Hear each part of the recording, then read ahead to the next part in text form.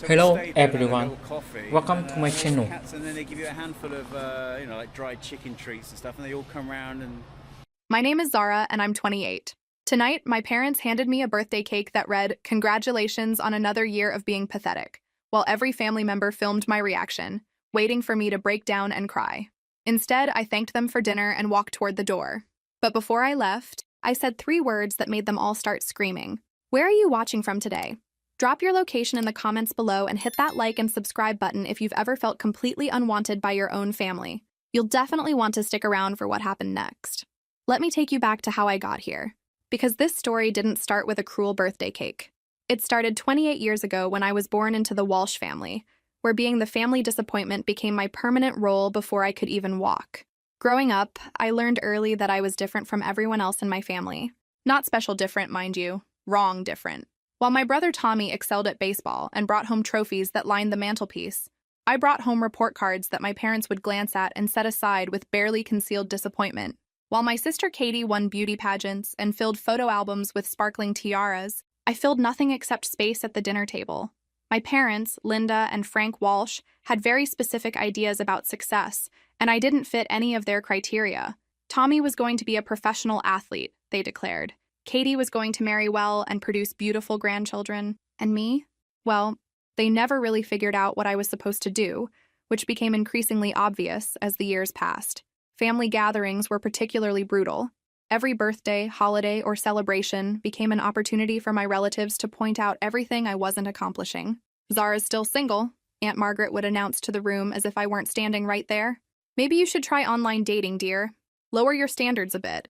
Uncle Bob would chime in with helpful observations about my career choices, my apartment, my car, and basically every life decision I'd ever made. The thing is, I wasn't actually failing at life. I had a decent job at a marketing firm, my own apartment, and I'd even managed to save some money. But in the Walsh family, decent wasn't good enough.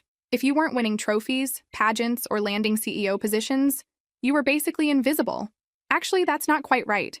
Invisible would have been a blessing. Instead, I was hyper-visible as the family's walking cautionary tale. Every conversation eventually circled back to what I should be doing differently, what I was doing wrong, or how I could learn from Tommy and Katie's obviously superior life choices. Family dinners became master classes in passive-aggressive criticism disguised as concern. "We just want what's best for you," became their favorite phrase, usually followed by detailed explanations of why everything I'd chosen was obviously not what's best for me. My job wasn't prestigious enough. My apartment was too small and in the wrong neighborhood. My boyfriends were never good enough, though they made sure to point out that I should be grateful anyone was interested at all. The worst part wasn't even the direct criticism. It was the complete absence of genuine interest in my life. When Tommy scored a touchdown, the whole family would relive the moment for weeks. When Katie got a modeling gig, my mother would call every relative to share the news. When I got promoted at work, my father asked if they were sure they'd chosen the right person. But here's the thing about being treated like the family disappointment for 3 decades. You start to develop certain skills. You become very good at observing people, at noticing things they think they're hiding.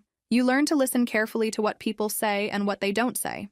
And most importantly, you learn to protect yourself. So when my parents called last week with their sudden invitation to a special birthday dinner, after years of barely acknowledging my birthday existed, every instinct I'd developed over 3 decades started screaming that something was wrong. The phone call came on a Tuesday afternoon while I was finishing a client presentation. My mother's voice had that artificially sweet tone she only used when she wanted something or when she was about to deliver particularly devastating news disguised as kindness. "Zara, honey," she began, and I immediately knew this was going to be interesting. My mother hadn't called me honey since I was 7 years old. "Your father and I were talking, and we realized we've been absolutely terrible about celebrating your birthday properly." I stared at my computer screen, wondering if I was having some kind of stress-induced hallucination. In 28 years, my parents had never once expressed regret about how they'd handled my birthday. Their track record spoke for itself. Forgotten dates until someone reminded them, half-hearted celebrations that felt more like obligations than genuine gestures, and gifts that somehow always managed to feel like criticism. "Oh," I said, "because what exactly do you say when your parents suddenly pretend to care about something they've ignored for decades?" "We want to make it up to you," she continued, her voice bubbling with enthusiasm that sounded about as genuine as a politician's campaign promise. "We're going to throw you a real birthday party, a special dinner with the whole family. Everyone's going to be there. Everyone. That was definitely not a selling point. Everyone in my family being in the same room usually meant I was about to become the evening's entertainment, whether I wanted to or not. Mom, that's really not necessary, I started. But she cut me off. Nonsense. We insist. It's the least we can do for our daughter. Saturday night, 7 o'clock, wear something nice. She paused, and I could practically hear her thinking. Maybe that blue dress you wore to Katie's engagement party. You looked almost pretty in that one. And there it was. Even when trying to do something nice for me, my mother couldn't help herself. Almost pretty. Because God forbid she give me a compliment that didn't come with a qualifier. I'll think about it, I said, which was my standard response to family invitations I had no intention of accepting. Oh, you'll be there, my father's voice said in the background. He'd been listening to the whole conversation, apparently. We've already invited everyone. Don't make us look bad. Don't make us look bad. That was rich, coming from people who'd spent 3 decades making me look bad at every possible opportunity. After I hung up, I sat at my desk trying to figure out what game they were playing. My parents didn't suddenly develop parental feelings overnight. They didn't wake up one morning and decide they'd been treating me poorly. And they definitely didn't throw parties for people they considered family disappointments. Something was wrong with this picture, but I couldn't figure out what it was. Maybe they wanted to announce that Tommy was getting married or that Katie was pregnant. Maybe they needed me there to help pay for something, since I was the only one in the family with actual savings. Or maybe this was some elaborate setup for another round of public humiliation disguised as family bonding. The more I thought about it, the more convinced I became that this dinner was a trap. But here's the thing about being the family scapegoat for 3 decades. You develop a certain morbid curiosity about exactly how far people will go. You want to see what new level of cruelty they can devise. Partly because you can't quite believe it's real, and partly because you need to know what you're dealing with. So despite every rational instinct telling me to stay home, I found myself planning to attend this mysterious birthday dinner. Not because I expected anything good to come from it, and certainly not because I believed my parents had suddenly developed genuine affection for me. I was going because I wanted to see what they were really up to, and because, honestly, I was tired of running away from situations that were going to be awful, regardless of whether I showed up or not. If they were planning to humiliate me again, fine. At least this time I'd be prepared for it. At least this time I wouldn't be surprised when the people who were supposed to love me decided to treat me like their personal entertainment. What I didn't realize was that being prepared for humiliation and being prepared for what they actually had planned were 2 completely different things. Saturday arrived with the kind of gray November weather that makes everything feel slightly ominous. I spent most of the day trying to talk myself out of going, then trying to talk myself into going, then wondering why I was even debating something that was clearly going to be a disaster, regardless of what I decided. But curiosity won, the way it always does when you've been raised by people who specialize in psychological warfare disguised as family traditions. I chose my outfit carefully. Not the blue dress my mother had suggested, because I wasn't about to take wardrobe advice from someone who just called me almost pretty. Instead, I picked a black dress that made me feel confident and a pair of heels that would let me make a dramatic exit if necessary.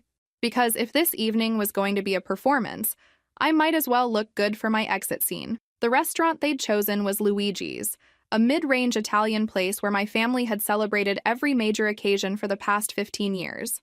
Not because the food was particularly good, but because my father knew the owner and liked to pretend he was important enough to get special treatment. The kind of place where the lighting was dim enough to hide disappointment, and the wine was cheap enough that my parents could afford to get everyone drunk. I arrived exactly on time, because punctuality was one of the few things my parents had managed to teach me that was actually useful. The hostess led me to a large round table in the back corner, where my extended family was already gathered like vultures circling something that wasn't quite dead yet. My parents, Linda and Frank, sat at what they clearly considered the head of the table, wearing matching expressions of barely contained excitement that made my stomach clench. Tommy and his wife Sarah flanked them on one side, while Katie and her fiancé Derek occupied the other side. Uncle Bob and Aunt Margaret had claimed the seats with the best view of whatever was about to happen, and my cousins filled in the remaining spaces. Everyone looked up when I approached, and there was something in their expressions that confirmed every instinct I'd had about this dinner. They looked like people who were in on a joke that was about to be revealed. They looked like people who were about to enjoy themselves at someone else's expense. "Zara!" my mother called out, her voice pitched just a little too high. "You made it! We were starting to worry you'd changed your mind." I settled into the only remaining chair, which had obviously been positioned to give everyone else the perfect view of whatever reaction they were expecting from me. Have you ever felt like you're walking into a trap but decided to spring it anyway just to see what happens?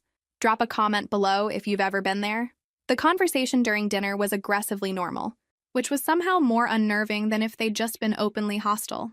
Everyone asked about my job, my apartment, my dating life, all with the kind of intense interest my family had never shown before.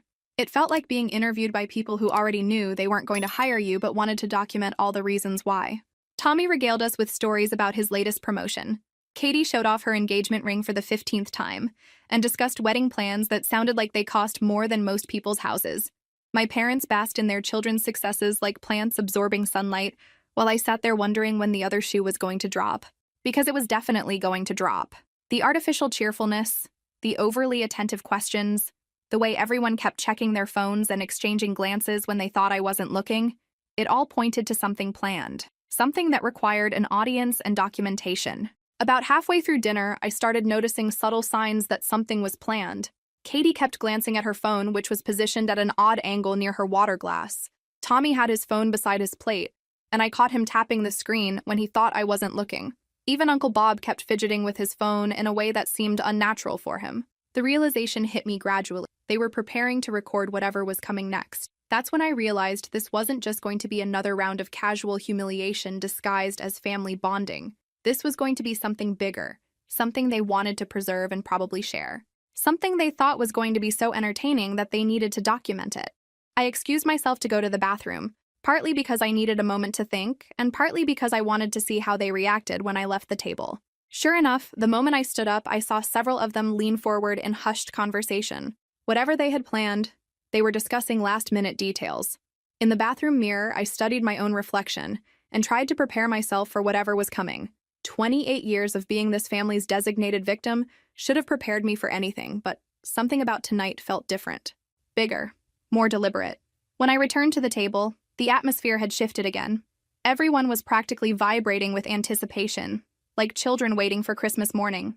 My mother kept checking her watch. My father kept clearing his throat, and the phones had somehow become even more obviously positioned. "Well," my mother announced as the waiter cleared our dinner plates, "I think it's time for dessert." And that's when I knew. Whatever they had planned, it was about to happen. The waiter disappeared into the kitchen with instructions I couldn't quite hear, though from the way my family members were all suddenly sitting up straighter and reaching for their phones, I knew the main event was about to begin. My mother was practically bouncing in her seat with excitement that she wasn't even trying to hide anymore. My father had that smug expression he always got when he thought he was about to be particularly clever. Around the table, everyone else looked like an audience settling in for a show they'd been eagerly anticipating. "You know, Zara," my mother said, her voice taking on that artificially sweet tone that I now realized had been her warm-up act. "We really have been thinking about how we've handled your birthdays over the years. Have you?" I asked, genuinely curious about where this was going. "Oh yes," she continued, glancing around the table for support from her co-conspirators. "And we realized that maybe we haven't been quite honest enough with you." Honest. That was an interesting word choice coming from people who'd spent the last 2 hours pretending to care about my life for the first time in decades. "We've decided that this year, we want to give you something really meaningful," my father chimed in. "Something that really reflects who you are and what you mean to this family." The way he said meaningful made my skin crawl. In my family, meaningful usually meant deliberately cruel but disguised as concern or humor. It meant whatever was coming next was going to hurt, but I'd be expected to smile and act grateful for it. Katie leaned forward, her phone now clearly in recording position. "We put a lot of thought into this, Zara. We really wanted it to be special."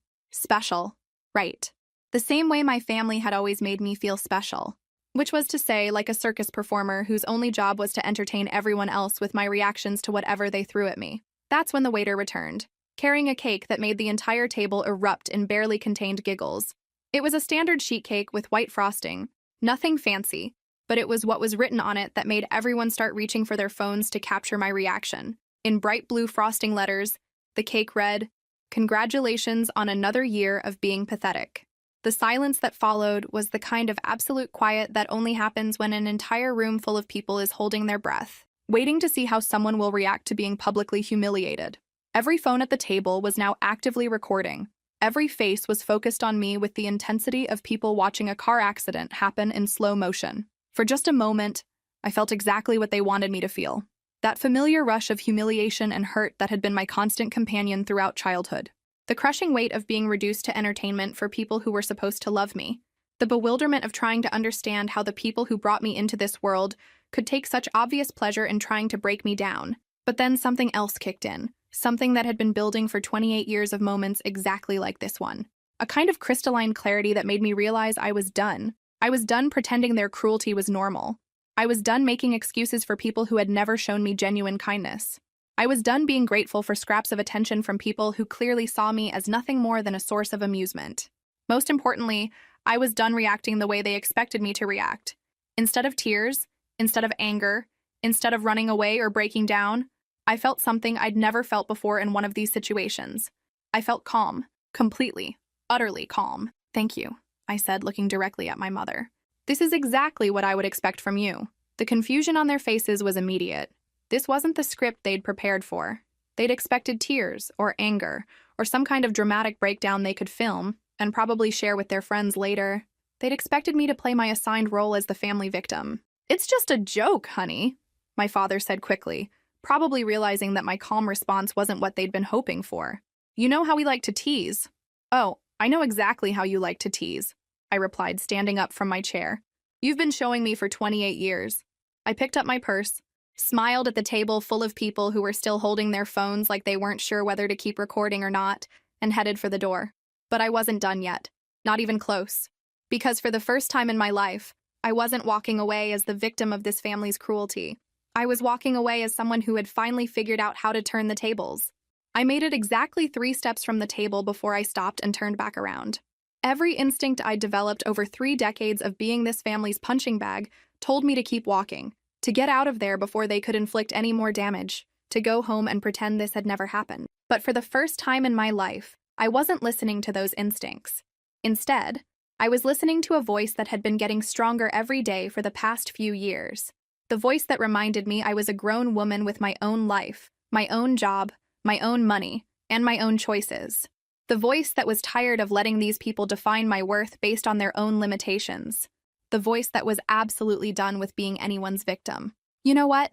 I said, my voice carrying clearly across the restaurant as I turned back to face the table full of people who were still holding their phones, still recording, still waiting for the breakdown they'd been expecting. "I want to say something." My mother's face lit up with anticipation. This was probably what she'd been hoping for all along, some kind of dramatic scene she could describe to her friends for weeks afterward, some confirmation that their assessment of me as pathetic was accurate. "I want to thank all of you," I continued, walking back toward the table but not sitting down. "Really, this has been incredibly enlightening." The confusion on their faces was beautiful. They'd expected tears or anger or some kind of emotional explosion they could later dismiss as me being too sensitive or unable to take a joke. They hadn't prepared for gratitude. "For 28 years, you've all shown me exactly who you are," I said, looking around the table and making eye contact with each person who was still recording. "You've shown me that you're the kind of people who get together to plan ways to hurt someone you claim to love. You've shown me that you find entertainment in someone else's pain. You've shown me that you're the kind of people who film cruelty and call it family bonding." My father started to interrupt, but I held up my hand. "I'm not finished," I said, and something in my tone made him close his mouth. "You've also shown me that you're the kind of people who mistake kindness for weakness, who mistake someone's willingness to keep showing up for family as permission to treat them however you want." I could see them starting to get uncomfortable now. This wasn't going according to their script. They'd planned to humiliate me, not receive a lecture about their behavior. "But here's what you didn't know," I said. And I could see the first flicker of uncertainty cross several faces. "I've been recording tonight, too." The change in the room was immediate and electric. Phones that had been subtly recording suddenly disappeared into purses and pockets. The confident expressions that had been so obvious just moments before shifted into something much more uncertain. The moment I arrived and sensed something was off, I activated a recording app on my phone. I continued. "I've captured your excitement about what you had planned, your obvious pleasure in executing it, and your reactions to my response. Everything from dinner conversation to this exact moment." My mother's face had gone completely white. "Zara, honey, you're overreacting. It was just a joke," I finished for her. "Yes, I heard that part. I recorded that part too." The panic was spreading now. I could see it in their faces, the sudden realization that their little joke might have consequences they hadn't considered. "You wanted to film something tonight?" I said, slipping my phone back into my purse. "Congratulations, you succeeded, but I don't think your performance is going to be quite as entertaining when people see the whole context." when they see a room full of adults planning and executing deliberate cruelty against a family member, when they see how excited you all were to film someone's humiliation. Uncle Bob was the first one to break. Now, Zara, there's no need to... To what? I asked. To show people who you really are? To let them see what kind of family traditions you enjoy? I turned and walked toward the exit, but this time I made it all the way to the door before I delivered my final line. Before I said the 3 words that would change everything. Oh, and just so you know, I called back to the table full of people who were now sitting in stunned silence. I recorded everything. And then I walked out of Luigi's restaurant, leaving behind 28 years of being the family victim, and 28 years of accepting treatment that no one should ever have to accept from people who claim to love them. But I wasn't done yet, not even close. Because what they didn't know was that walking away was just the beginning. I sat in my car in the parking lot for exactly 10 minutes, watching through the restaurant windows as my family tried to figure out what had just happened. The panic was visible even from a distance. They were clearly having some kind of heated discussion, with lots of gesturing and what appeared to be finger-pointing. My phone started buzzing almost immediately. First text from my mother. Zara, please don't do anything rash. It really was just meant to be funny. Second text from Katie. Why are you being so dramatic? It's not that serious. Third text from Tommy. Come back inside. Let's talk about this like adults. I deleted each message without responding and started my car. I had work to do, and it couldn't wait until tomorrow. Have you ever had a moment where you realized you held all the power but everyone else still thought they were in control? Tell me about it in the comments. The drive home took 20 minutes, during which my phone continued buzzing with increasingly desperate messages from various family members. Each text confirmed what I already knew. They were finally starting to understand that their little joke might have consequences they hadn't anticipated. My apartment had never felt more welcoming than it did when I walked through the door that night. For the first time in years, I felt like I was exactly where I belonged, surrounded by things I'd chosen, in a space that reflected who I actually was, rather than who my family thought I should be. I poured myself a glass of wine, changed into comfortable clothes, and settled at my computer. Because the real work was just beginning. First, I uploaded the recording I'd made to a secure cloud storage account. Then I made several backup copies and saved them to different locations. Whatever happened next, I wanted to make sure the documentation of tonight's events couldn't disappear. Then I opened a new document and started typing. Not an angry rant, not an emotional outburst, but a clear, factual account of what had happened at dinner. The premeditation, the coordination, the filming, the obvious pleasure they'd taken in planning and executing something designed to cause me pain. I wrote about the pattern of behavior that had led to this moment. The years of casual cruelty disguised as family tradition. The way they'd systematically undermined my confidence while building up my siblings. The constant message that I was less valuable, less worthy of respect, less deserving of basic human dignity. I wrote about how they'd trained me to accept this treatment by framing any resistance as me being too sensitive or unable to take a joke. How they'd convinced me that their behavior was normal, that all families functioned this way, that I should be grateful for any attention at all. And I wrote about how that training had finally broken down, not because of tonight's cake, but because of everything that had led up to it. Because 3 decades of being treated as entertainment had finally reached the point where I couldn't pretend it was acceptable anymore. When I finished writing, I read through the document several times, making sure every word was accurate and every emotion was conveyed without unnecessary drama. This wasn't about revenge, though I knew that's how they would frame it. This was about accountability. My phone had been buzzing constantly while I wrote, but I'd ignored it completely. Now I scrolled through the messages that had accumulated, and they told a story of escalating panic. My father, this has gone too far. Delete whatever you recorded and we'll forget this happened. My mother, you're going to destroy this family over a silly prank. Uncle Bob, your parents are worried sick. Stop being selfish and think about what this will do to everyone else. Katie, I can't believe you're going to ruin my wedding over this. How can you be so vindictive? That last one actually made me laugh out loud. Katie's wedding was still 8 months away, but somehow my refusal to accept humiliation quietly was going to ruin it. The logic was so perfectly representative of my family's mindset that it could have been a case study. I put my phone aside and focused on the next phase of my plan, because documenting what had happened was only the first step. The second step was making sure the right people saw it. I started with an email to my extended family, the aunts and uncles and cousins who'd been hearing my parents' version of family stories for years. The relatives who'd been told I was difficult, ungrateful, too sensitive, unable to appreciate family humor. The people who'd probably been hearing about tonight's dinner plans and how hilarious they were going to be. I attached the recording and my written account, along with a simple message explaining that I wanted them to have the full context of tonight's events before they heard anyone else's version. Then I composed a longer email to my parents' friends, the people who'd been hearing for years about their challenging daughter, who just couldn't seem to get her life together. I explained that they might be hearing some concerning stories about family conflict, and I wanted them to understand what had actually happened. Finally, I drafted a very different kind of message for my own friends and colleagues, people who'd been listening to me make excuses for my family's behavior for years, who'd watched me minimize and rationalize treatment that they'd tried to tell me wasn't normal. By the time I finished, it was almost midnight, and my phone had stopped buzzing. Either my family had given up trying to reach me, or they'd moved on to calling each other to figure out damage control. I sent all the emails, finished my wine, and went to bed with a feeling I hadn't experienced in years.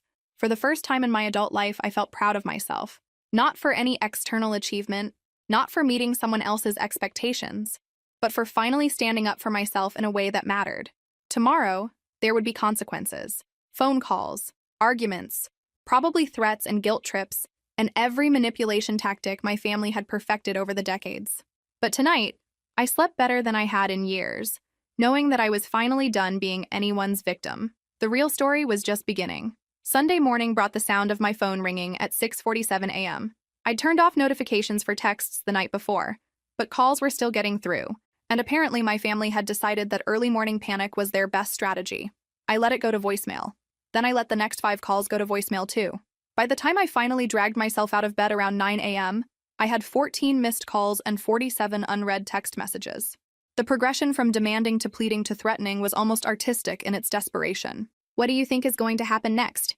Drop your prediction in the comments and make sure to subscribe for the conclusion of this story. While I was making coffee, my doorbell started ringing, continuous, aggressive ringing that suggested someone was leaning on the button and refusing to let up. I looked through the peephole to see my brother Tommy standing on my doorstep, looking like he hadn't slept. I opened the door but didn't invite him in. "Zara, what the hell have you done?" he said without any preamble. "Mom's been crying all night. Dad's talking about hiring lawyers. Do you have any idea what you've started?" "Good morning to you too, Tommy," I said, taking a sip of my coffee. "Lovely weather we're having." "This isn't funny," he snapped. "Aunt Carol called Mom at 11 last night. Uncle Jim called at midnight. Everyone's seen your recording and now the whole family is in chaos." "Interesting," I said. "And what exactly did Aunt Carol and Uncle Jim have to say about the recording?" Tommy's face shifted uncomfortably. "That's not the point. The point is you're tearing this family apart over a stupid joke." "A stupid joke," I repeated. "Is that what we're calling it?" "Yes, that's what we're calling it, because that's what it was." But his voice lacked conviction, and he wouldn't meet my eyes. "Look, everyone knows you've always been sensitive about family stuff." "Sensitive?" I set my coffee cup down and looked at my brother. Really looked at him. "Tommy, did you watch the recording?" "Of course I watched it." "The whole thing? The part where everyone's setting up their phones to film my reaction? The part where Mom and Dad are practically vibrating with excitement about hurting me? The part where you all look like you're settling in to watch a show?" His silence was answer enough. "Here's what's interesting about all this concern for family unity," I continued. "For 28 years, you've watched them treat me like garbage, and you've never once been worried about tearing the family apart. You've never called me at 6 in the morning because you were concerned about my feelings. You've never shown up at my door demanding that someone apologize to me. That's different," he said weakly. "How?" "Because," he struggled for a moment, then seemed to give up on finding a logical explanation. "Because now everyone's upset." "Everyone's upset," I said slowly, "meaning everyone except me. Because my feelings have never counted before. So why would they start counting now?" Tommy ran his hands through his hair, looking genuinely distressed. "Zara, I know things haven't always been perfect, but this is going too far. You're going to destroy relationships that can't be repaired." "Good," I said, and the finality in my voice seemed to shock him. "Some relationships should be destroyed." I started to close the door, but Tommy put his hand against it. "Wait," he said. "What do you want? What will it take to fix this?" I stopped and studied his face. "You really want to know what it would take?" "Yes." An acknowledgement that what happened last night wasn't a joke. It was deliberate cruelty planned and executed by people who claim to love me. An apology, not for the cake, but for 30 years of treating me like I don't matter. And consequences, real consequences, for people who think it's acceptable to film someone's humiliation for entertainment. But that's not going to happen. "I know," I said, "which is why we're done here." I closed the door and locked it, leaving Tommy standing on my doorstep, Back inside, I finally looked at my phone. The messages had shifted from demanding to bargaining to threatening in perfect progression. My favorite was from Uncle Bob. "You better fix this mess before it gets out of hand." Out of hand. As if systematically humiliating a family member wasn't already out of hand. As if 30 years of emotional abuse wasn't already out of hand. As if filming someone's pain for entertainment wasn't already so far out of hand that it had crossed into a completely different universe. I was scrolling through the messages when I came across one from my cousin Lisa, Uncle Bob's daughter. Unlike the others, this one was different. "Zara, I watched the recording. I'm so sorry. I had no idea they were planning something like that. What they did was awful and you didn't deserve it. I'm proud of you for standing up for yourself." I stared at that message for a long time. It was the first genuine apology I'd received in 24 hours, and it was from someone who hadn't even been there. Then I noticed something else. Several of the relatives who'd received my email had started calling my parents instead of calling me. The panic in my family's messages suggested that the responses they were getting from extended family weren't quite what they'd expected. Apparently, when people watched adults planning and executing deliberate cruelty against a family member, they didn't find it nearly as amusing as my parents had hoped they would. That's when I realized the evening's events had set off a much bigger chain reaction than anyone had anticipated. This wasn't just about one humiliating dinner anymore. This was about 28 years of behavior that had finally been documented and shared with people who'd only heard one version of the story. And for the first time, it wasn't my version being dismissed as oversensitive. It was my family's version being questioned by people they'd expected to support them. 2 weeks after the dinner, I contacted Victoria Martinez, an attorney specializing in family emotional distress cases. She spent the first week reviewing all the materials I'd sent her, the recording, my written account, and the subsequent messages from my family members. Monday morning of the following week, I finally met with her in person. "Ms. Walsh," she said when I arrived at her downtown office, "I've reviewed everything you sent me. This is quite a situation you're dealing with." Victoria was younger than I'd expected, but had the kind of presence that suggested she'd dealt with difficult cases before. Her office was lined with certificates and awards, but what struck me most was a framed quote on her desk. "The truth will set you free, but first it will make you miserable. I want to be clear about something before we continue," she said, settling back in her chair. "What happened to you was wrong. Full stop. The level of premeditation and the fact that they filmed it for entertainment purposes takes this well beyond normal family conflict." I felt something relax in my chest that I hadn't even realized was tense. Someone with legal training had looked at the evidence and confirmed what I'd known but had been doubting. This wasn't normal. This wasn't acceptable. This wasn't something I should just get over. "However," Victoria continued, "pursuing legal action against family members is complicated. Are you prepared for what that process will look like?" "I think so," I said. "What am I looking at?" "Emotional distress claims can be difficult to prove, but the premeditation and filming work in your favor. The fact that this appears to be part of a long-term pattern of emotional abuse strengthens the case considerably. But your family will fight back, and they won't fight fair." She wasn't wrong. 3 weeks later, I received a visit from a process server delivering a cease and desist letter from my parents' attorney. Apparently, sharing recordings of my own humiliation constituted harassment and defamation, according to their legal team. I forwarded the letter to Victoria, who called me back the next day. "This is exactly what I expected," she said. "They're trying to intimidate you into backing down. The letter is mostly bluster, but it tells us they're taking this seriously enough to hire legal representation. So what do? We file first," she said, "and we file comprehensively." The emotional distress lawsuit we filed the following week was more detailed than I'd expected. Victoria had spent weeks helping me document not just Saturday's dinner, but years of similar incidents that established a pattern of deliberate psychological abuse. The financial damages we requested were significant enough to get attention, but not so large as to seem unreasonable. During the preparation process, we faced one challenge when my parents initially claimed the recording was illegally obtained. But Victoria successfully argued that I had every right to record conversations I was part of, and their motion was denied. More importantly, filing the lawsuit had an immediate effect on my family's behavior. The angry phone calls stopped. The text messages became more careful.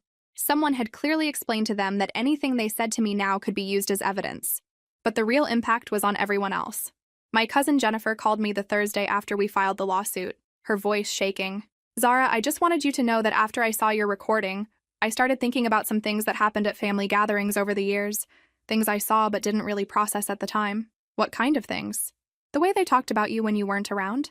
The way they planned situations to make you uncomfortable. The way they dismissed your achievements while celebrating everyone else's.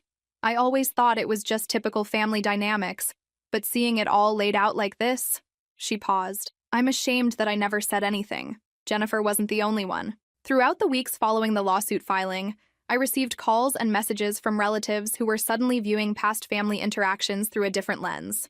People were remembering comments they'd dismissed, incidents they'd rationalized, patterns they'd never connected before. The most significant call came from my grandmother on Friday afternoon, about a month after the dinner. "Zara, dear," she said, her 84-year-old voice carrying more authority than I'd heard from her in years.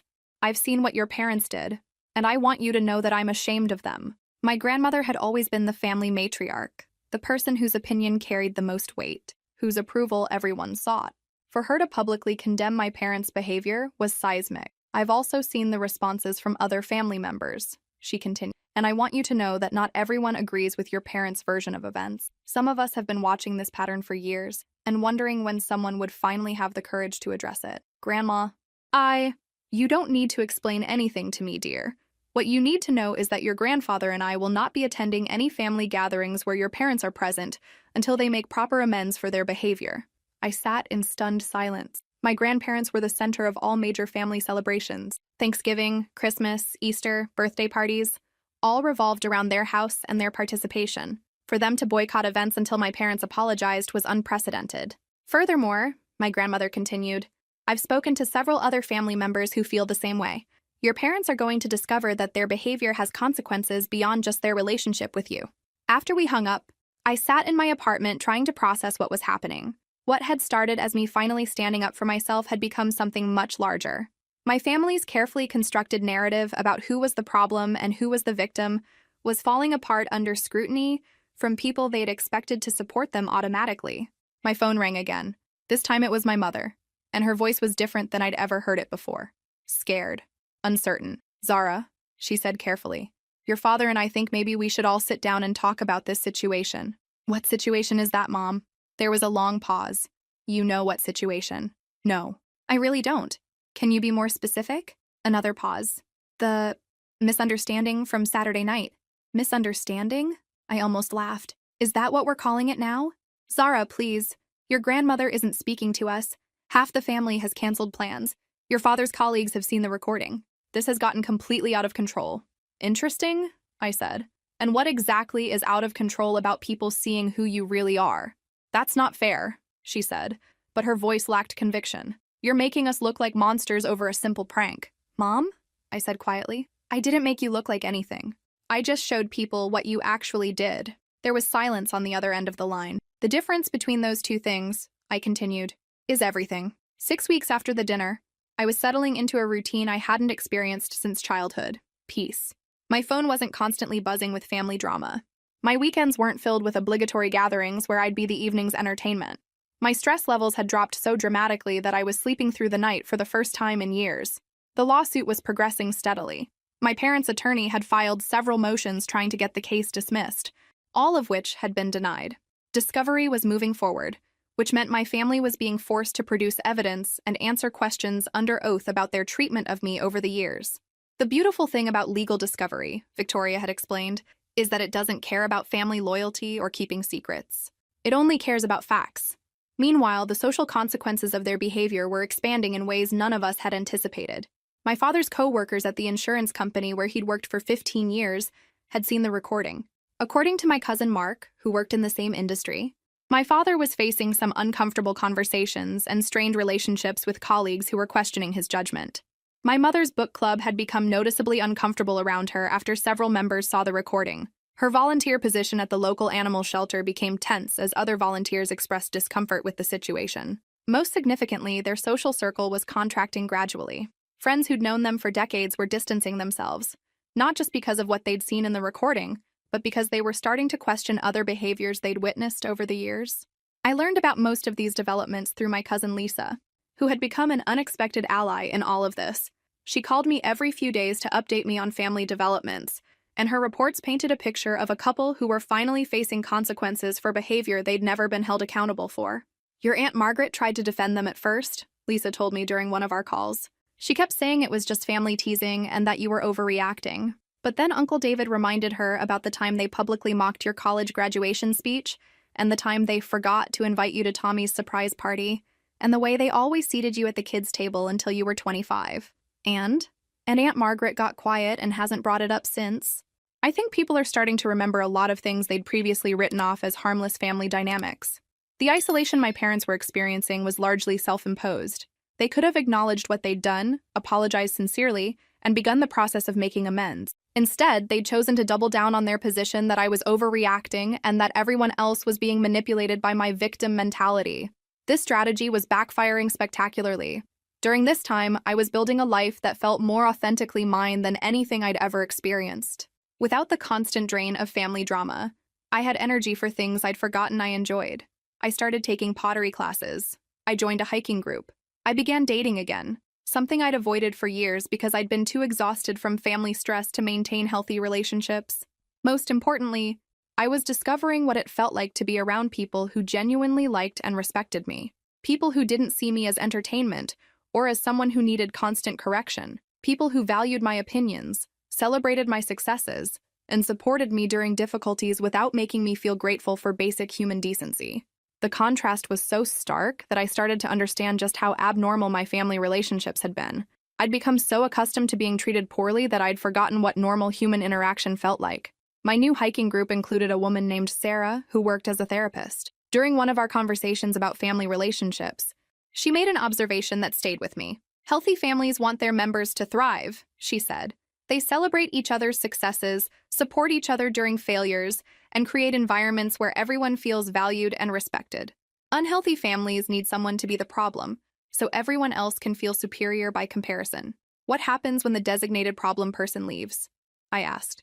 Usually they try to pull that person back in, and if that doesn't work, they find a new person to fill the role. But sometimes, if enough people leave or set boundaries, the whole system has to change. That conversation helped me understand something important about what was happening with my extended family. For years, they'd enabled my parents' behavior because it didn't directly affect them, and because having me as the family scapegoat meant they weren't at risk of becoming targets themselves. But now that the behavior was documented and public, they had to choose between continuing to enable it or acknowledging that it was wrong. Many of them were choosing acknowledgement, which meant my parents were losing the support system that had allowed their behavior to continue unchecked. 3 months after the dinner, my grandmother called with an update that surprised even me. "Your parents came to see us yesterday," she said. "They wanted us to help them convince you to drop the lawsuit and come to your senses. How did that go?" I told them that the person who needs to come to their senses isn't you. I also told them that if they spent half as much energy examining their own behavior as they've spent trying to control yours, they might actually make some progress. What did they say to that? "Your mother cried. Your father got angry. They accused me of being manipulated by you, which I found quite insulting. Do they really think I'm so simple that I can't watch a recording and understand what I'm seeing?" I could hear the steel in my grandmother's voice, the same tone she'd used when I was a child and needed protection from playground bullies. Except now, she was protecting me from my own parents. "At my age," she continued, "I don't have time for people who refuse to take responsibility for their actions. Life is too short to pretend that cruelty is acceptable just because it comes from family." After we hung up, I realized that my family's response to this crisis had revealed something important. When forced to choose between acknowledging their behavior and losing relationships, they were willing to lose relationships. That choice told me everything I needed to know about how they actually valued me, compared to how they valued being right. 4 months after the dinner, Victoria called with news I'd been both expecting and dreading. "Your parents' attorney has made a settlement offer," she said. "They want to meet in person to discuss terms." "What kind of terms?" "The usual. They'll pay a modest sum in exchange for you signing a non-disclosure agreement and dropping all legal action. No admission of wrongdoing, no public apology, just money to make the problem go away." I wasn't surprised. Throughout this process, my parents had made it clear that they viewed this situation as a public relations problem, rather than a genuine reckoning with their behavior. They wanted to purchase my silence, not address the underlying issues that had led to this point. "What do you think?" I asked. "That depends on what you want to accomplish," Victoria replied. "If you want money and closure, this might be the fastest path. If you want accountability and genuine change, we continue with the lawsuit." I thought about that conversation for 3 days before making my decision. The settlement meeting was held in a sterile conference room at my parents' attorney's office. My parents sat on one side of a long mahogany table, looking older and more worn than I'd ever seen them. Their lawyer, a middle-aged man who specialized in making problems disappear for people with money, sat between them with a folder full of papers designed to erase the previous months from existence. Victoria and I sat across from them, and the contrast in energy was noticeable. While my parents looked like people attending their own funeral, I felt more composed and centered than I had in years. Ms. Walsh, their attorney began, my clients deeply regret that a family misunderstanding has escalated to this level.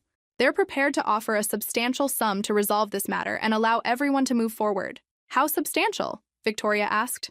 $50,000, he said, sliding a document across the table, in exchange for dismissing all legal claims and agreeing to confidentiality regarding the events of October 14th. I looked at the paper without touching it.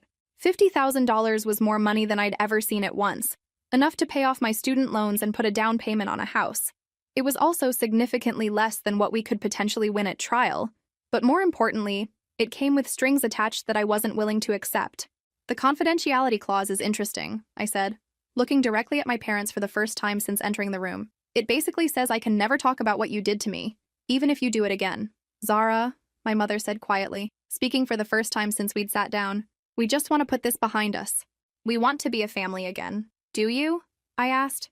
Because nothing about this offer suggests you want to be a better family. It suggests you want to be the same family you've always been, but with a legal agreement ensuring I can't object to it publicly.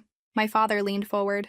What more do you want from us? We're offering to pay you a significant amount of money. I want you to acknowledge what you did, I said simply. I want you to admit that planning and filming my humiliation wasn't a harmless prank. I want you to apologize for 30 years of treating me like I don't matter. And I want to see evidence that you understand why your behavior was wrong.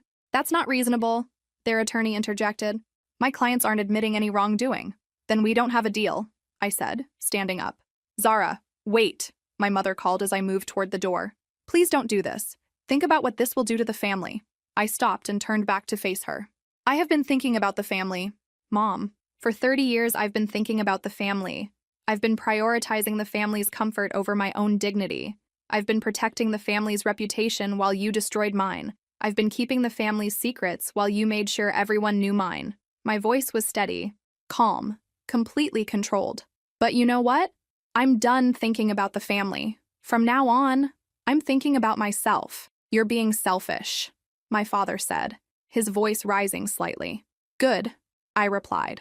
I'm finally being appropriately selfish. It only took me 30 years to learn how.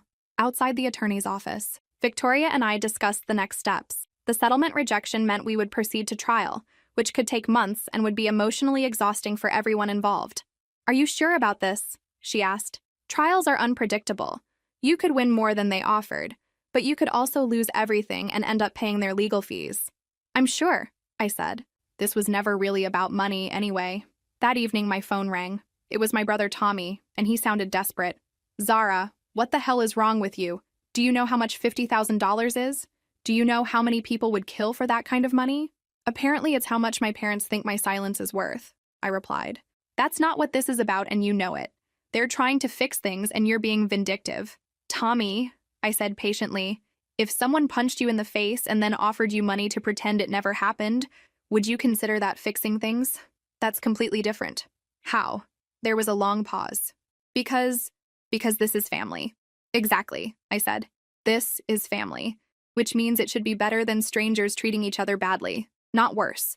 After Tommy hung up, I realized something had fundamentally shifted in how I viewed my relationships with all of them. For the first time in my life, I wasn't trying to maintain connections that required me to accept poor treatment. I wasn't trying to preserve relationships that only worked when I allowed myself to be diminished. I was finally free to be myself, completely and unapologetically, regardless of whether my family could handle it. And if they couldn't handle it, that was their problem, not mine. The relief of that realization was so profound that I actually laughed out loud in my empty apartment. For the first time in my adult life, I was putting myself first, and the sky hadn't fallen. The world hadn't ended.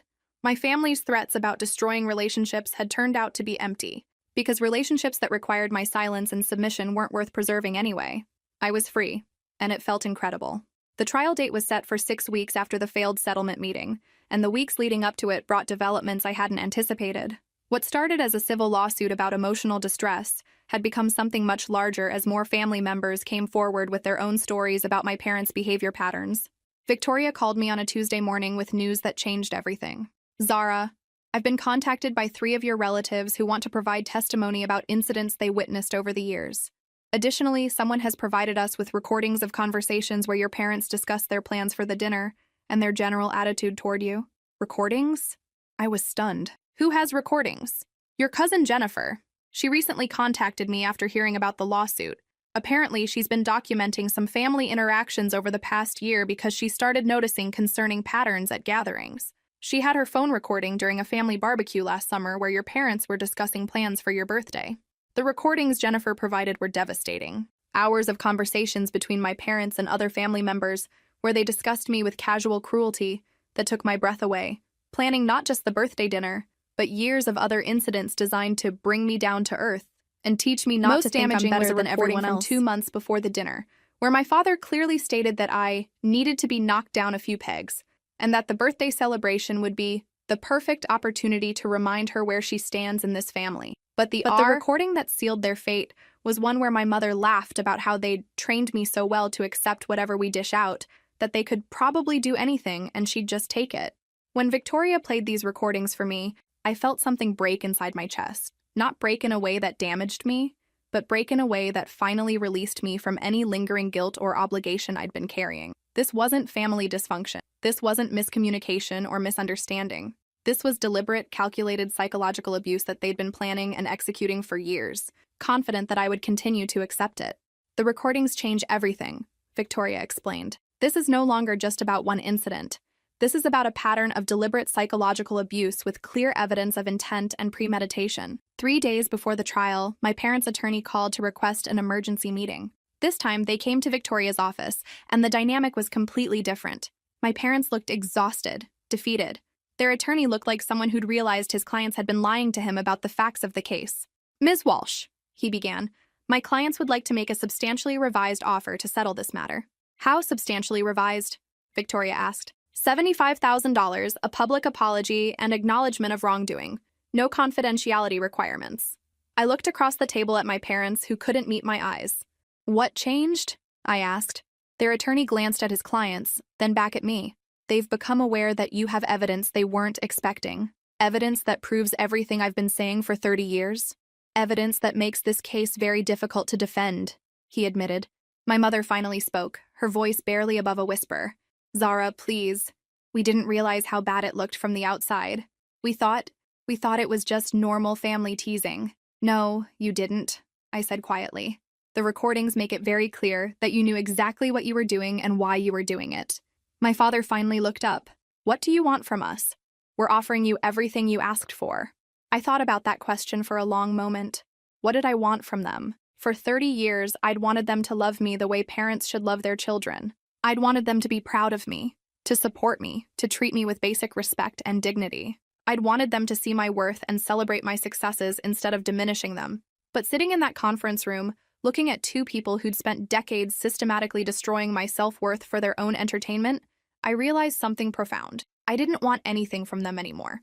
I didn't want their love, because they'd proven they weren't capable of genuine love. I didn't want their approval, because their approval was worthless. I didn't want their acceptance, because accepting me would require them to change fundamentally, and they'd proven they preferred to destroy relationships rather than change. "I accept the settlement offer," I told their attorney, "but I have one additional requirement." "What's that?" he asked. "I want the public apology to include an acknowledgement that this behavior was part of a long-term pattern, and I want them to state that anyone who's been treated this way by family members should seek help and support rather than accepting it as normal." My parents looked stricken. "You want us to tell other people to sue their families?" My mother asked. "I want you to tell other people that emotional abuse isn't acceptable just because it comes from family members," I corrected. "I want you to acknowledge that you spent 30 years normalizing behavior that should never be tolerated." The settlement was finalized 2 days later. My parents issued a public statement acknowledging their long-term pattern of emotionally abusive behavior toward our daughter and encouraging anyone experiencing similar treatment to seek support and understand that this behavior is not normal or acceptable, regardless of family relationships. The statement went viral on social media. Within days, I was receiving messages from strangers who'd seen it and recognized similar patterns in their own families, people who'd been told they were too sensitive or needed to learn to take a joke, when they objected to cruel treatment from relatives. My story became something I'd never intended it to be: permission for other people to stop accepting unacceptable behavior from family members. But the real victory wasn't the money or the public vindication. The real victory was walking out of that law office, knowing that I would never again accept poor treatment from anyone, family or otherwise, and that I finally understood my own worth regardless of whether anyone else recognized it. I was free, and I had the legal documentation to prove it. 1 year after the settlement, I was sitting in my new apartment, a spacious place with large windows and a view of the city skyline, when my phone rang. The caller ID showed a number I didn't recognize, but something made me answer it anyway. "Zara, this is Rebecca Martin. I found your number through your public statement about family abuse. I hope it's okay that I'm calling you directly." "Of course," I said, settling into the armchair I'd bought specifically because I loved it, not because it matched anything else, or because someone else approved of it. "I wanted to thank you," Rebecca continued, her voice shaking slightly. "Your story gave me the courage to leave an abusive situation with my own family. I've been in therapy for 6 months now, and I'm finally starting to understand that the way they treated me wasn't normal. I'd received dozens of similar calls and messages over the past year, people who'd seen my story and recognized their own experiences in it. People who'd thought they were alone in dealing with family members who used love as a weapon and guilt as a control mechanism. "I'm so glad you reached out," I told Rebecca. "How are you doing now?" "Better. Not perfect, but better. I moved across the country, changed my phone number, and started over completely. Some days are harder than others, but I'm learning what it feels like to live without constantly walking on eggshells." After we hung up, I reflected on how drastically my life had changed since that October evening when I'd walked into Luigi's restaurant expecting just another round of family humiliation. The lawsuit settlement had provided financial security, but more importantly, it had provided validation. Having my experience acknowledged in legal documents, having my parents publicly admit their behavior was wrong, having evidence that my perception of reality was accurate had been healing in ways I hadn't expected. But the real transformation had been internal. I'd learned to trust my own judgment about what was acceptable and what wasn't. I'd learned to prioritize my own well-being over other people's comfort. I'd learned that being alone was infinitely better than being with people who diminished me. Most surprisingly, I'd learned that I actually liked myself when I wasn't constantly trying to earn approval from people who were determined not to give it. My relationship with my extended family had evolved in interesting ways. My grandparents had become closer to me than they'd ever been when I was trying to maintain peace with my parents. Several cousins had reached out to rebuild connections that didn't require pretending my parents' behavior was acceptable. The family members who truly cared about me had found ways to maintain relationships that honored my boundaries. The relatives who couldn't accept that I was no longer willing to be the family scapegoat had gradually faded from my life, and I discovered that their absence created space for healthier relationships with people who actually valued me.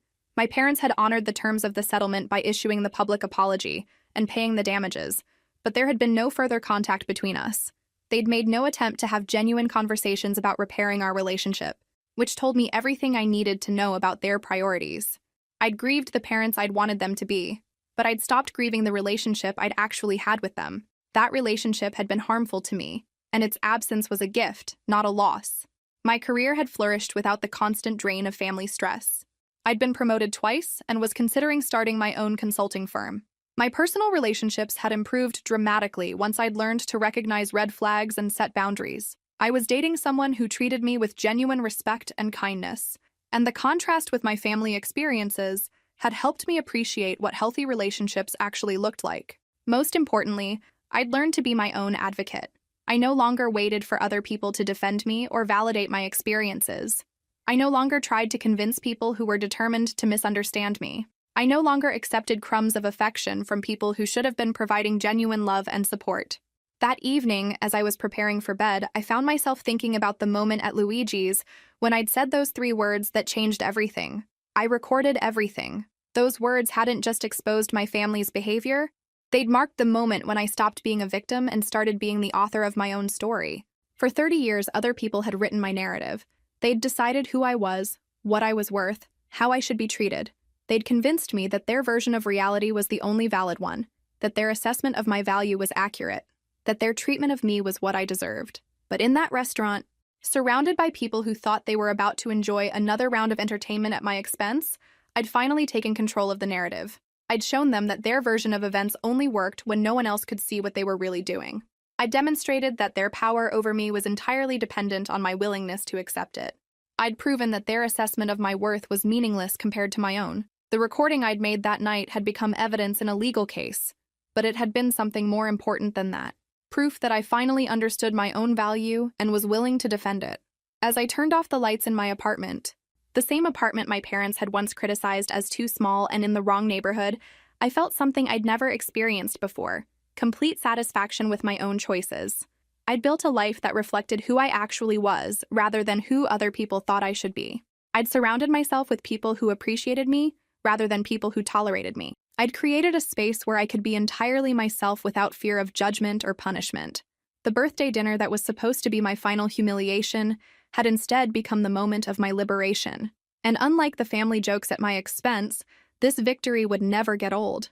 If this story resonated with you, make sure to like and subscribe for more stories about finding the courage to stand up for yourself, even when it means standing alone. Sometimes the family we choose is healthier than the family we're born into, and sometimes walking away is the strongest thing you can do.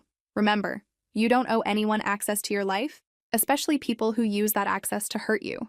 Your peace is worth more than their approval, and you deserve relationships that add to your life instead of subtracting from it. Where are you in your own journey of setting boundaries with difficult family members? Share your story in the comments below. You might be surprised how many people understand exactly what you're going through. Actually, let me be completely honest with you for a moment. As I sit here in my peaceful apartment, glass of wine in hand, looking out at the city lights, I can't help but smile when I think about that cake. Congratulations on another year of being pathetic. Well, Mom and Dad, congratulations on another year of being exactly who I always knew you were. The only difference is now everyone else knows it too. And you know what? That feels pretty fantastic.